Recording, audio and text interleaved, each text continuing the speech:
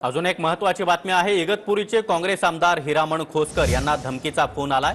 बाजार समिती निवडणुकीमध्ये विरोधात प्रचार करत असल्याच्या रागातून खोसकर यांना ही धमकी देण्यात आली आहे। शिवाजी चुंबळे, अजिंक्य चुंबळे यांच्या विरोधामध्ये आता अदखलपात्र गुन्हा देखील दाखल करण्यात आला आहे। हिरामण खोसकर यांना शिवीगाळ करत धमकी दिल्याची तक्रार नोंदवण्यात आली आणि त्यानंतर हा गुन्हा दाखल करण्यात नाशिकच्या इगतपुरीचे काँग्रेसचे आमदार हिरामण खोसकर यांना थेट धमकीचा फोन आलेला आहे। आपल्या सोबत स्वतः आमदार खोसकर आहेत। खोसकर साहेब, निवडणुकीचं वातावरण तापलेलं असताना तुम्हाला आमदारांना या ठिकाणी थेट धमकीचा फोन येतो, नेमकं काय प्रकरण आहे?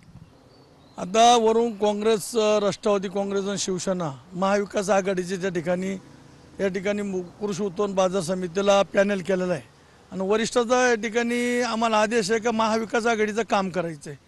त्याच्या अगोदर गेल्या 25 वर्षापासून माजी खासदार देवदत्त पिंगळे यांचं मी काम करत होतो, परंतु ह्या इलेक्शनला मला माग आमदार नसताना मी काम केलं तेव्हा काही त्रास झाला नाही।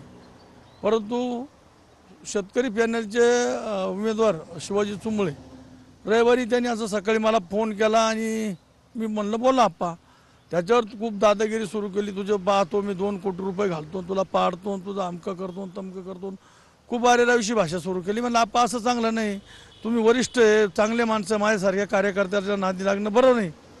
त्याच्यावर खूप हे केलं तरी मी गैरसमज पण मी सोडून दिलं, जाऊ द्या बा आपल्या वडिलासारखी।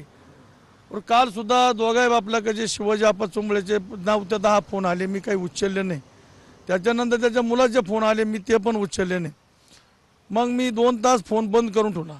त्याच्यानंतर माझ्या ड्रायव्हरला सांगितलं की बाबा लोकांचे फोन येत्या, लोकांचे सुखादुखातले कामं राहते, आपल्याला फोन हे करून त्यांचे फोन ब्लॅकलिस्टला टाक।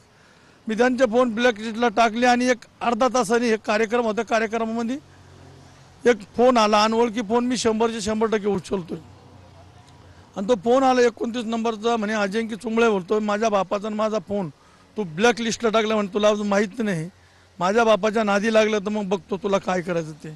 तर मला पाहू मी काय नादी लागलं, म्हणतो तू पिंगळेच्या पॅनलचं काम करतो, अजिबात करायचं नाही, त्याच्या व्यासपीठावर जायचं नाही। म्हणलं मला तर जावं लागेल, मी महाविकास आघाडी आहे, शिवसेना काँग्रेस राष्ट्रवादी काँग्रेस महाविकास आघाडीचा पॅनल आहे आणि आमदार मी प्रमुख आहे, ना ते नाही नाही म्हणे माझ्या बापाच्या नादी लागलं, तुला अजून माहीत नाही याचा परिणाम काय होईल।